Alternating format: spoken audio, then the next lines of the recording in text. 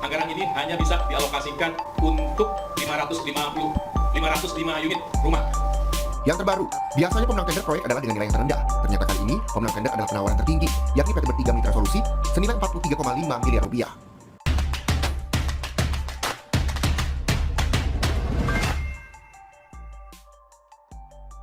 Soal gorden 43,5 miliar rupiah, kok AHY diam-diam baik?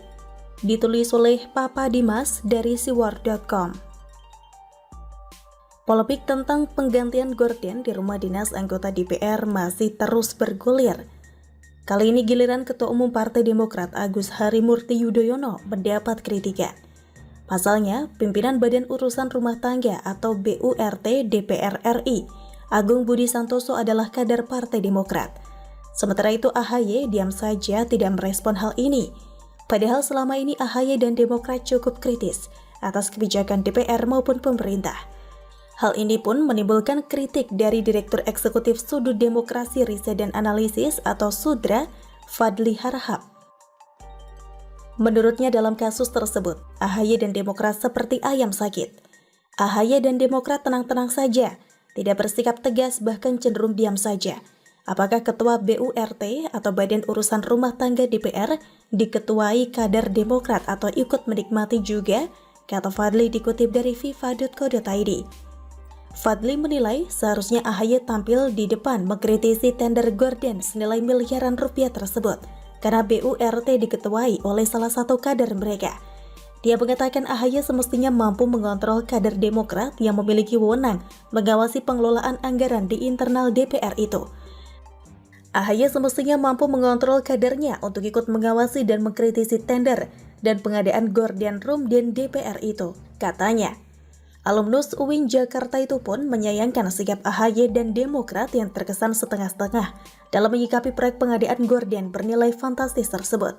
Sikap Demokrat terkesan setengah-setengah, meskipun menolak tetapi seperti tak serius, katanya. Seperti sudah saya tulis di artikel sebelumnya, polemik dimulai saat anggaran penggantian gorden ini yang bernilai fantastis. Lebih lanjut dengan pemenang lelang tender yang ternyata adalah perusahaan IT. Tidak hanya itu, pemenang tender justru yang memberi penawaran harga paling tinggi di antara perusahaan lainnya yang ikut lelang tender. Klop sudah.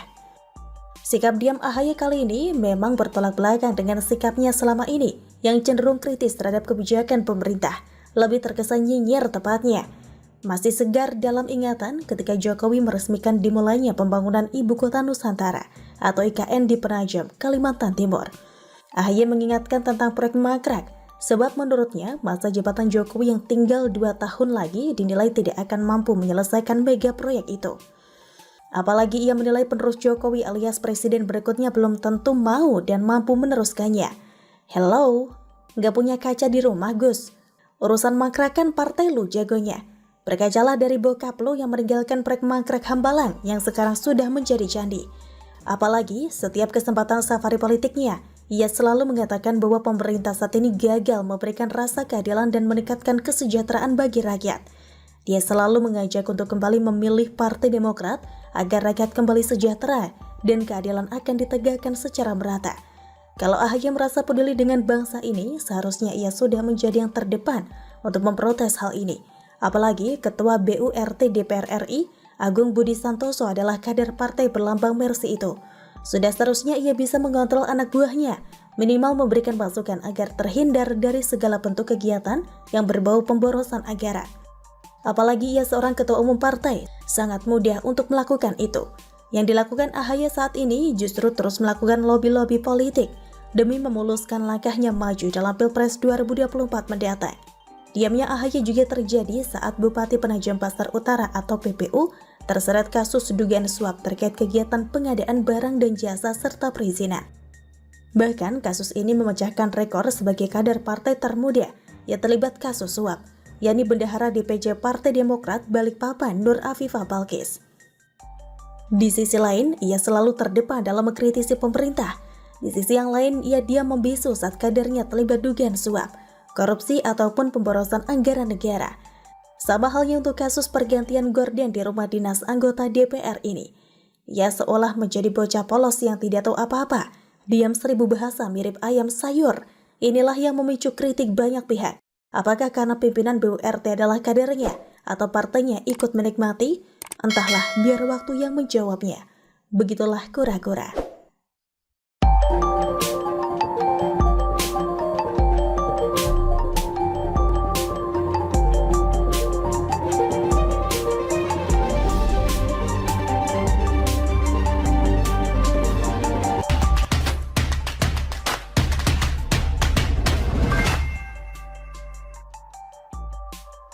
Si Wiwidi disebut terima 647 juta dari anak ex pegawai pajak.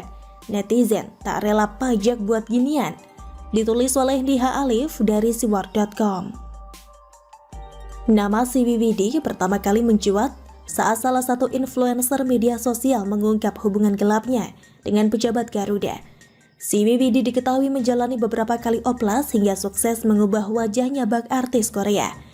Ternyata skandalnya tidak hanya menyeret sejumlah nama di Garuda, tapi merembet hingga ke anak salah satu mantan pegawai pajak. Patah saja pramugari satu ini kerap membagikan foto-foto kekayaannya di media sosial. Kasus belakangan ini benar-benar mencoreng penegakan hukum di negeri ini.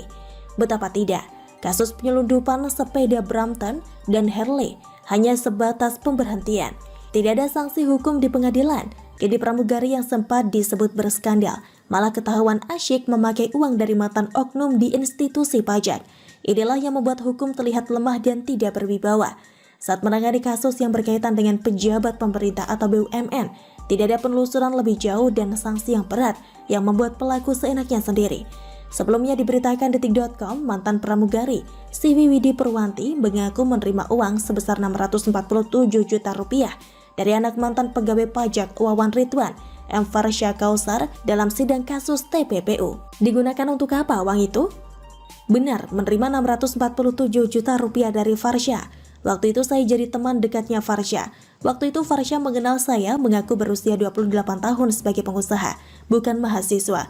Dia mencoba mendekati saya, dan ada obrolan di mana dia mencoba mencari perhatian pada saya dengan membayarkan sesuatu untuk saya, kata si Wiwidi saat bersaksi dalam sidang di Pengadilan Tipikor Jakarta, Jalan Bungur Besar Raya, Jakpus Selasa 10 Mei 2022. Siwi mengaku uang sebesar 647.850.000 rupiah itu dia terima dan digunakan untuk keperluan pribadi. Salah satu keperluan pribadinya adalah perawatan wajah di Korea, seperti BAP Ibu nomor 22. Uang sebesar 647 juta rupiah untuk jalan-jalan, belanja, beli paket merek Gucci, dan untuk perawatan kecantikan di Korea. Apa benar? Tanya jaksa KPK. Ya, seingat saya begitu, jawab Siwi. Siwi mengaku tidak tahu asal-usul sumber uang Farsha yang dia berikan kepadanya. Menurutnya, Farsha mempunyai usaha namun dia tidak mengetahui